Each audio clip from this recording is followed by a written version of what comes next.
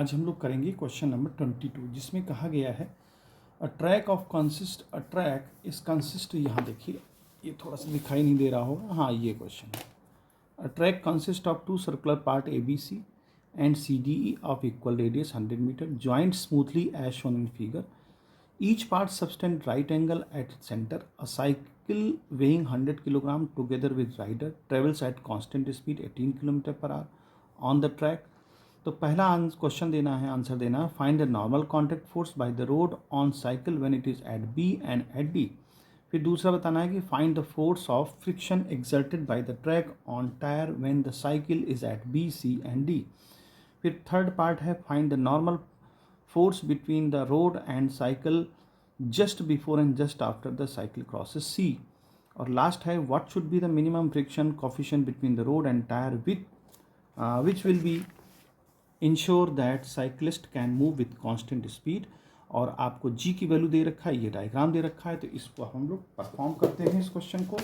तो देखें question number 22 जिसमें कहा गया है कि ये एक पाथ है और यहाँ एक दूसरा पाथ है, वो भी कर्व है. ये पॉइंट बी है, ये पॉइंट ए है, ये पॉइंट सी है, ये पॉइंट डी है एंड ये पॉइंट ई है. यहाँ पर कुछ इस तरह का 90 डिग्री एंगल बना रहा है, ये भी कुछ इस तरह का 90 डिग्री यहाँ एंगल बना रहा है. हमको पार्ट ए में बताना है कि नॉर्मल कॉन्टैक्ट फोर्स बताना है बी और डी पर. तो देखो नॉर्मल कॉन्टैक्ट फोर्स बी पर हम कैसे निकालेंगे.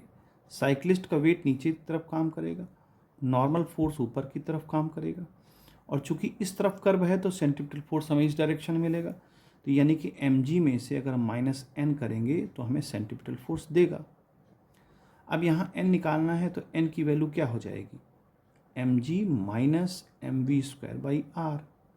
अब m की वैल्यू 100 है, g की वैल्यू 10 है, m की वैल्यू 100 है, v की वैल्यू 18 km/h है. इसको चेंज कर लेंगे 5 आ जाएगा.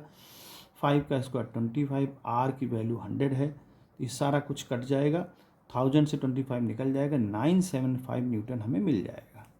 ये हो गया बी वाले पार्ट में. और सी डी वाले पार्ट में देखिए ये नॉर्मल फोर्स ऊपर की तरफ, वेट नीचे की तरफ, तो उसी डायरेक्शन में हमको सेंट्रीपिटल फोर्स चाहिए. तो नॉर्मल से हम जब माइनस करेंगे वेट को तब हमको सेंट्रीपिटल फोर्स मिलेगा. तो कुछ नहीं, बस ये वैल्यू उधर चली जाएगी, प्लस में हो जाएगी. तो ये सारा हम लोगों ने निकाल ही रखा है. तो 1000 + 25 जब ऐड हो जाएगा तो 1025 न्यूटन आ जाएगा. तो ये दोनों आंसर इसके आ गए ए पार्ट के. अब बी पार्ट की बात करते हैं. बी पार्ट में कहता है find the force of friction exerted by the track on a tyres when the cycle at B C D. यानी जब बी सी और डी में हो तो हमें फोर्स ऑफ फ्रिक्शन निकालना है. तो देखिए अगर हम इस पार्ट की बात करते हैं, इसको थोड़ा सा ऐसे बना लेते हैं, डी पार्ट की बात करते हैं. तो देखो यहाँ पर चूंकि कांस्टेंट वेलोसिटी से बॉडी जा रही है, यानी साइकिल आपकी कांस्टेंट वेलोसिटी से जा रही है. तो जब कांस्टेंट वेलोसिटी से जाएगी तो टेंजेंशियल एक्सीलरेशन चूंकि टेंजेंशियल लगेगा और वेलोसिटी इसकी कांस्टेंट है, यानी कि dv/dt की वैल्यू हमारी क्या आ जाएगी, 0, क्योंकि वेलोसिटी में चेंज हो ही नहीं रहा है. तो जब वेलोसिटी में चेंज नहीं हो रहा है तो dv/dt की वैल्यू ऑब्वियस सी बात है कि 0 हो जाएगी. तो टेंजेंशियल एक्सीलरेशन हमको है नहीं, तो टेंजेंशियल फोर्स भी हमको नहीं मिलेगा. जो टेंजेंशियल फोर्स है वो हमको नहीं मिलेगा. तो अगर मान लीजिए हम सी पार्ट की बात करते हैं, सी पे अगर हम बात करते हैं तो सी पर देखिए क्या होगा. इसका जो वेट है, मान लीजिए सी पर हम साइकिल को रखते हैं, तो सी पर साइकिल का वेट नीचे की तरफ, और अगर ये एंगल थीटा है आपका, तो ये जो है हमको mg cos थीटा इधर मिल जाएगा, mg का कंपोनेंट, ठीक है, ये थीटा मिल जाएगा. और इस डायरेक्शन में हमको मिल जाएगा mg sin थीटा. और mg sin थीटा किसको बैलेंस करेगा, फ्रिक्शन फोर्स को, क्योंकि mg sin थीटा ही फ्रिक्शन के पैरेलल है और अपोजिट है. तो यहाँ पर अगर हमें टेंजेंशियल फोर्स 0 है, इसका मतलब इन दोनों का नेट फोर्स भी 0 है, यानी कि f - mg sin थीटा = 0, क्योंकि टेंजेंशियल में हमें फोर्स ही नहीं लग रहा है. और टेंजेंशियल में यहाँ फोर्स हमने दो दिखाए हैं, mg sin थीटा दिखाया है और फोर्स दिखाया है f फ्रिक्शन फोर्स, यानी इन दोनों का जो रिजल्टेंट है वो 0 होना चाहिए. तो हम ये कह सकते हैं कि f = क्या है, mg sin थीटा. अब बात कर लेते हैं पॉइंट बी पर. तो पॉइंट बी यहाँ है, तो वहाँ पर थीटा की वैल्यू क्या हो जाएगी, 0. तो एट पॉइंट बी थीटा क्या हो जाएगा 0। तो जब बी पर थीटा 0 हो जाएगा तो फोर्स हमारा क्या हो जाएगा बी पॉइंट पर 0, क्योंकि यहाँ पर अगर बॉडी होगी तो यही वाला चीज़ हम लगाएंगे F equal to mg sine theta, but यहाँ थीटा 0 हो जाएगा। तो थीटा 0 तो सिमिलरली डी पॉइंट पर भी 0 हो जाएगा। क्यों? क्योंकि देखिए डी पॉइंट पर भी हमको mg साइन थीटा F के बराबर मिलेगा, लेकिन थीटा की वैल्यू वहाँ 0 होगी। तो जब थीटा की वैल्यू 0 होगी तो डी पॉइंट पर थीटा की वैल्यू 0 मिलेगी, तो वहाँ भी F की वैल्यू 0 होगी। अब सी पॉइंट पर हमको चाहिए, तो सी पॉइंट पर हमको मिलेगा F is equal to M G sine theta. अब यहाँ पर हमें थीटा मिलेगा 45 डिग्री। क्यों? क्योंकि ये पूरा 90 डिग्री है, ये पूरा 90 डिग्री, तो इतना हो जाएगा 45। तो जब ये 45 तो ये भी 45। तो m तो हमारा 100 था, g 10 था, और साइन थीटा की वैल्यू 1/√। तो इसको सॉल्व करेंगे तो 707 अप्रॉक्स आ जाएगा। तो यहाँ पर फ्रिक्शन फोर्स हमको 707 मिलेगा। देन अब पार्ट सी की बात करते हैं।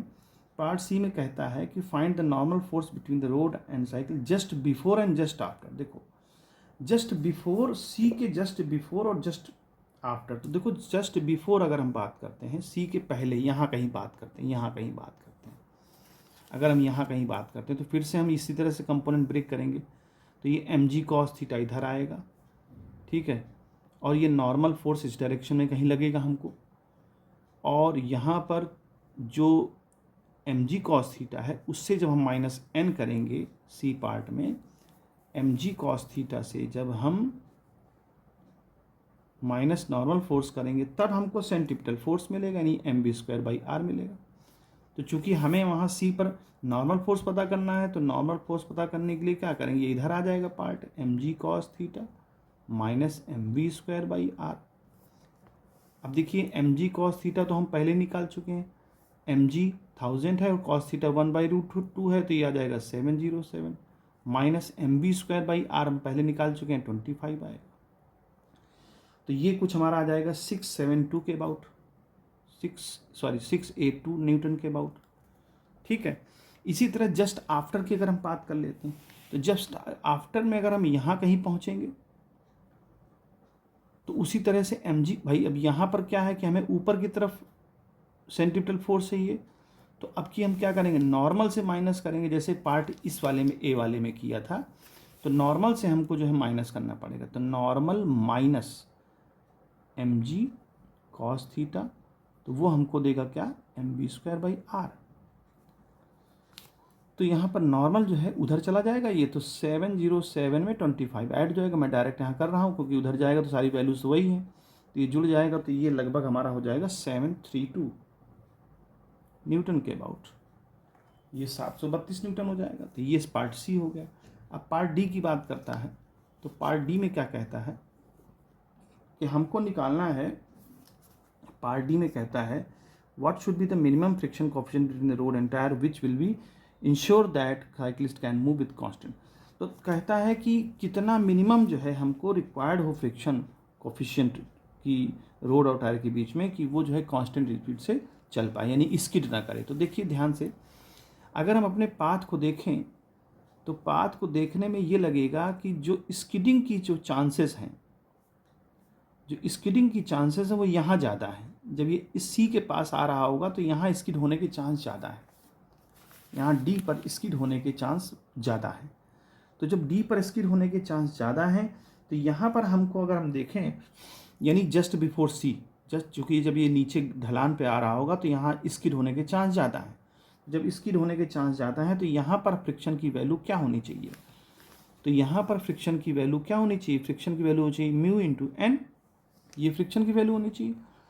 और एन क्या है, नॉर्मल रिएक्शन फोर्स, ये हम लोग फाइंड कर चुके हैं जस्ट बिफोर सी के पहले, जो हम लोगों ने पहले क्वेश्चन किया था जस्ट बिफोर सी। तो वहाँ देखिए नॉर्मल फोर्स 682 आ रहा था, तो यहाँ म्यू इंटू 682 लिख दें, और यहाँ पर एफ की वैल्यू किसके इक्वल थी, mg साइन थीटा के इक्वल थी। यहाँ पर हम लोगों ने पहले निकाला था ना, यहाँ पर mg साइन थीटा, इस जगह पर f की वैल्यू किसके इक्वल थी, mg साइन थीटा की इक्वल थी। तो यहाँ पर हम म्यू की वैल्यू फाइंड कर सकते हैं।